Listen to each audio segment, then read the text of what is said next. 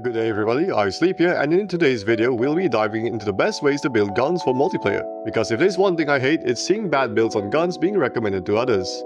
This is the first episode to a two-part series, with the second video focusing more on Battle Royale.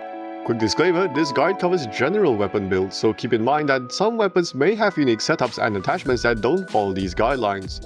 So think of this as more of a beginner's guide rather than a gunsmith bible. As many of you already know, and I'll be surprised if you didn't, most weapons can be equipped with attachments. Big shocker, I know.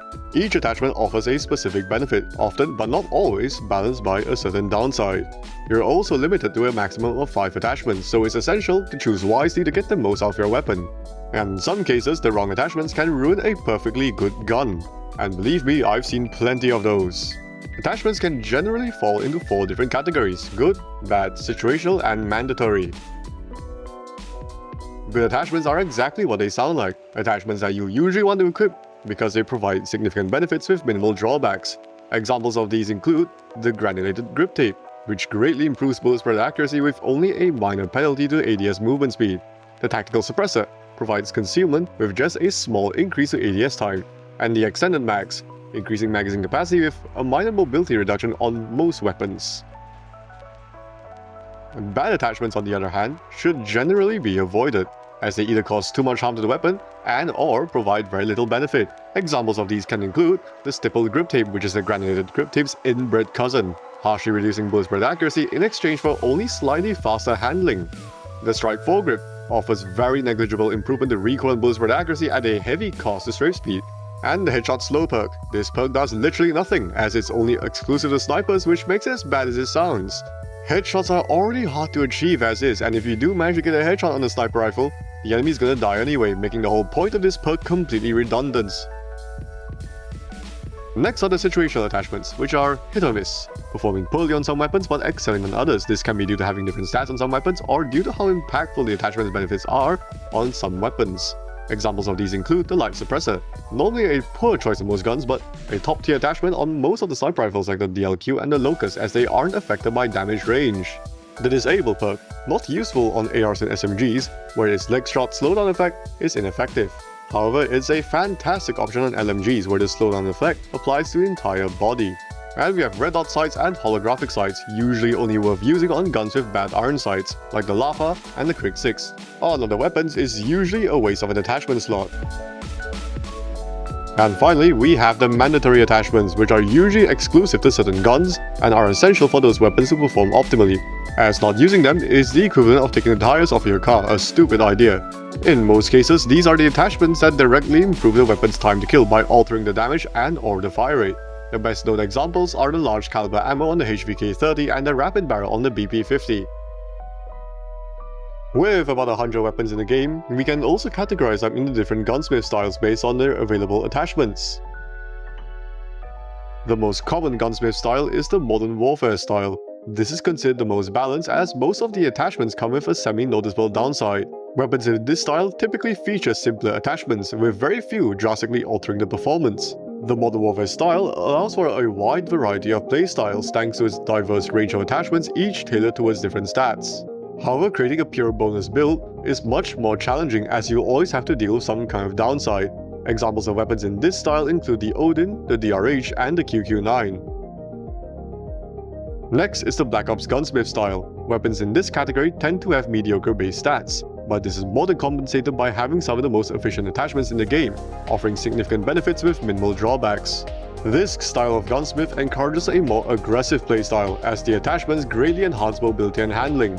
However, it does come with fewer options for building around range and accuracy. Some weapons in this category can also feature attachments that modify their firepower. Notable examples of these weapons include the Krig 6, Tech 9, and the Tundra.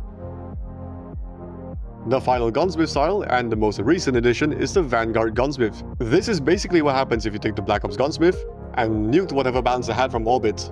This style of gunsmith offers a wide variety of attachments that directly enhance the weapon's lethality, along with highly efficient attachments that provide massive boosts with minimal downsides.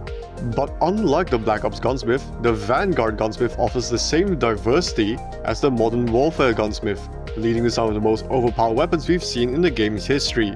Currently, there are only 3 weapons that feature this gunsmith style: the MG42, the machine pistol, and the BP50, suggesting that even the developers know how strong it is.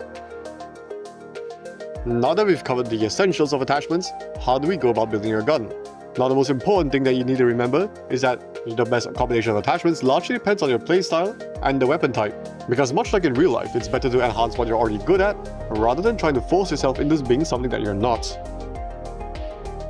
Let's start off with the most popular weapon category, the assault rifles. Now, there are 2 types of assault rifles, the Flex AR and the Main AR. Flex assault rifles are, as the name suggests, flexible weapons that can handle close range all the way up to long range. So when it comes to building these weapons, it's best to take a more balanced approach, improving both the range and accuracy while retaining some mobility.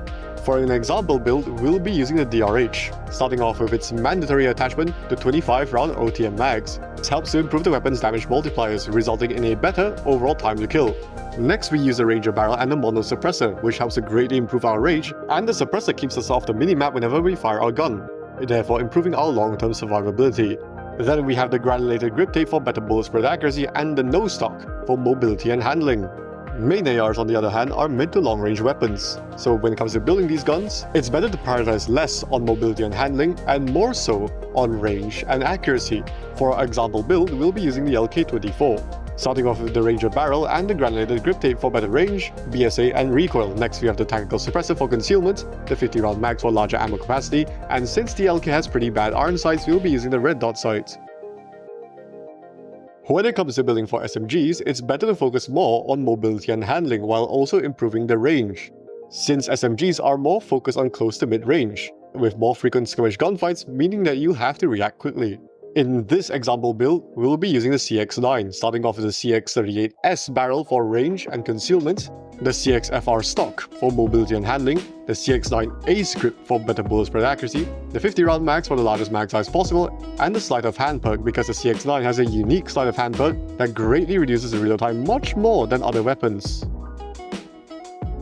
Now, LMGs are very similar to assault rifles, that being that they have a flex category and a main category. The main difference is that they handle quite a bit slower, but in return, they usually have higher ammo capacity. So what we said about assault rifles generally applies to the LMGs, although you do have to be a bit more careful because you don't want them to handle too slow, unless you don't mind taking donkey's years to react to a gunfight. Now for snipers, there's only one way to build them, and that is for ADS time. This is because building for range, idle sway, flinch in multiplayer is quite redundant. In this example build, we'll be using the DLQ-33. Start off with the combat stock and the light barrel for the fastest ADS time, light suppressor to keep us off the minimap, extended mag A for larger ammo capacity, and the FMJ perk to help with wallbang kills. The last category of weapons we want to talk about are the shotguns. Now when it comes to building them, your main objective is to improve your damage consistency by improving the range as well as the pellet spread. And because shotguns are close quarters weapons, you will want some mobility and handling to help with closing the distance on your enemy and react to skirmish gunfights. For our example build, we'll be using my least favorite weapon, the KRM-262. Start with the Marauder suppressor for concealment, range and overall pellet spread, extended light barrel to improve the range even further, 5mm laser for sprint fire and hip fire spread, granulated grip tape for your ADS spread, and the nose stock for mobility and handling. But that just about covers everything you need to know about gunsmithing in multiplayer. We will be covering more on the Battle Royale portion in a separate video. This has been iSleep, going dark.